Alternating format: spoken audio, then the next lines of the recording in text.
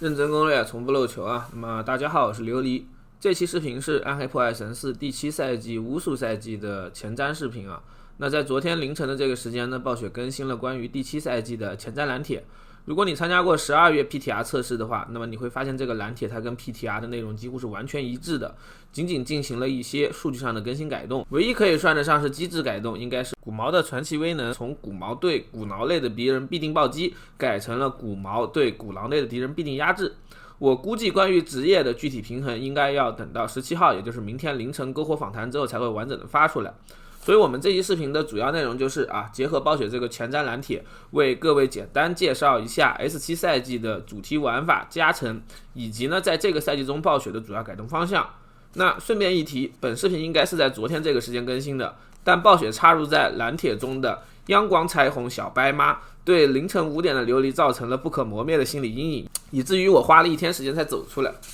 那第7赛季的主题内容为巫术，它一共是分为赛季任务与悬赏板块、赛季专属的战斗区域和地下城、巫术技能与玄奥宝石4块。我们一开始呢是需要完成一个较为简单的赛季任务线，才能解锁与它相关的悬赏板块。之后呢，只要你前往这个赛季专属的区域战斗，就能获取赛季悬赏的进度奖励了。在这个赛季悬赏版中，它包括了一些巫术技能的解锁，还有呢一些加快你开荒的装备和消耗品。如果你一路做到最后的话，还会给予你一个用于制作稀有暗金的精美火花。赛季的专属战斗区域类似地狱狂潮，同样是每小时刷新一次的，拥有大量地狱任务和一些专属怪物的区域。在这个区域中，我们可以找到赛季专属的腐化怪物，而在这些区域里呢，还都有一只特殊的乌鸦。你在积累满了10个地狱点数之后，你可以直接与它互动来完成地狱任务，然后接着杀怪。在这个区域内，你击杀怪物和完成地狱任务之后，是有概率在自身周围刷新出密语荆棘来的。点击这些荆棘，你能直接得到一些装备跟材料，还有概率让它变得更大、更壮、刷新出一大波的怪物来与你进行一场大混操。最后呢，还会刷新出一只腐化首领来。击败这个首领之后，你会获得更好的奖励，包括用来兑换和升级技能的材料，以及呢兑换下面要提到的玄奥宝石的材料。需要注意的是，在 PTR 中经过琉璃的测试，所有玩家在这个绿潮区域内的密语荆棘积累呢是互相独立，但又可以互相点击的。我们完全可以依靠杀自己精灵召唤出来的怪物来完成附近其他玩家的任务，让他也刷一批荆棘出来，然后你再点他的荆棘，就可以在原地继续刷怪，涌动式的开荒了。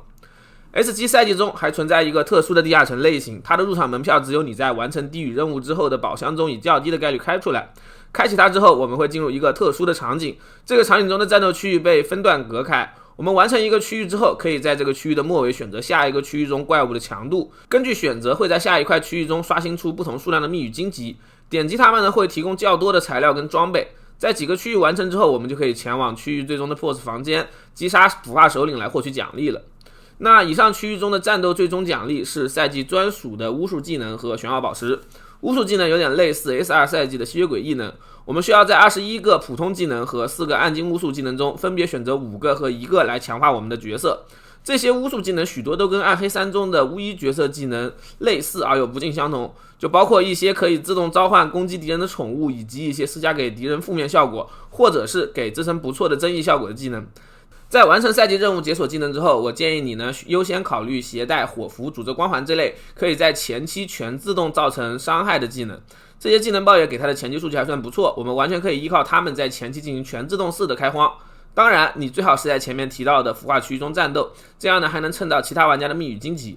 暴雪在 PTR 中发了一个满级的全技能，经过测试只要带上武器，就算是全身白板没有威能的角色，也能在这些可爱技能的帮助下全自动刷折磨2。而在即将到来的正式服里，暴雪还对这一些后期表现乏力的技能进行了加强。其中加强幅度最大的当属循环的花朵，它的内置冷却被缩短到了1秒，配合灵气光环的全自动输出怪物要求，应该会从 PTR 的5只左右缩短到只要2到3只。当然，在更高难度下，我们就需要构筑玩法，然后选择一些加强我们角色本身的技能了。比如对召唤类玩法来说，释放终极技能后让召唤物体型变大，伤害提高，并且100%暴击的生长会很强力。而持续系的玩法会更倾向于选择持续伤害超过目标总血量85%时立刻处决敌人的衰亡强化。玄奥宝石在这个阶段也会发挥不小的作用，它的基础属性是160的护甲跟8%的全抗，就相比240护甲或者12%全抗的宝石来说，它提供的防御属性整体是略高一点的，而且更全面。这一基础上呢，我们还需要从19枚宝石中选择适合自己玩法的3颗来构筑体系。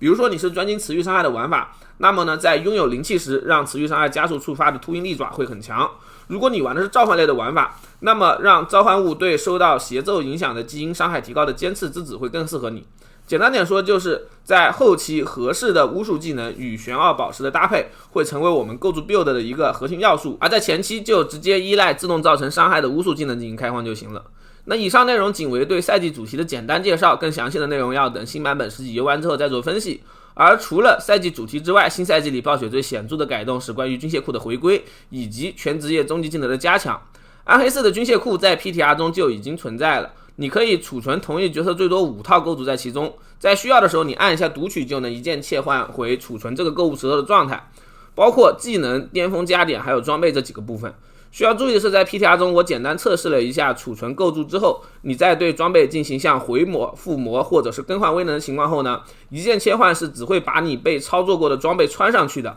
没法恢复之前的状态。所以说，如果你一件装备在多套的构筑里使用，那么最好保证它的威能是前后一致的。另外在赛季前期，我建议各位保存一个没有加过技能和巅峰本的空军械库盘，这样呢，当你需要更换 build 的时候，只需要读取这个军械库，就相当于进行了一次免费洗点了。而除了军械库之外，新赛季还有大量的职业平衡改动，其中最为显著的应该就是全职业终极技能的加强了。那在 PTR 表现最为出色的应该是死灵跟德鲁伊抛开德鲁伊 bug 不谈的话，死灵的血槽加强幅度应该是最抽象的。这是琉璃 PTR 中随便凑了一套的血槽面板，在我全身装备都只有1-2太古的情况之下，我可以非常轻松的速刷150层的深坑。而它表现得如此出色，全仰赖暴雪不仅加了2个极高幅度的终极技能威能，还脑子抽抽的给加了一个无比抽象的高系数的健康强固增伤。你巅峰词缀稍微搞一下，单技能强化就有90多倍了，堪比暗黑3了。这种大力加零的情况之下，除了血槽之外，其他技能的终极技能表现也不错。我在 PTR 期间是录制了德鲁伊的浩劫、死灵的血槽跟游侠的剑雨3个玩法，其他职业的终极技能玩法呢，比如野蛮人的钢铁漩涡，你也可以收到不少的录像。总的来说，就是这一些原本只是在开荒期用的炫酷的花瓶技能，在下赛季都可能成为你职业的核心玩法法师跟灵巫可能除外就是了。在排除 bug 的情况下， PTR 中表现最好的是死灵法师，其次呢则是可以全身自走的德鲁伊。游侠和野蛮人则因为一些不生效的东西导致 PTR 中的强度相比数据表现要差一些，而灵巫跟法师的表现是相对垫底的具体完整的强度参考呢，我们还得等明天篝火结束之后放出的最终蓝帖才能知道。不过只要死灵不砍100倍以上，那么我下赛季多半是用它来开荒的这赛季买的巫妖王皮肤终于可以用了。那么以上就是本期视频的全部内容了。17号凌晨琉璃会准时准播暴雪的篝火让我们到时候一起考设计师吧。